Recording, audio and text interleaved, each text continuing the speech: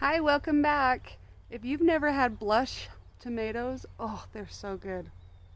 So they have some beautiful coloring in them. I just dropped it on the ground.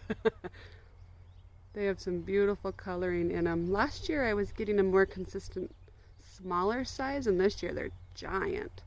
So the plants behind me, really yummy. If you haven't tried these, give it a try. Bye. These blush tomatoes are so yummy. Let's see if we can show you.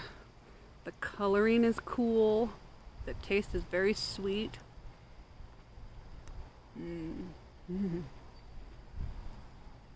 These are worth growing. Very yummy.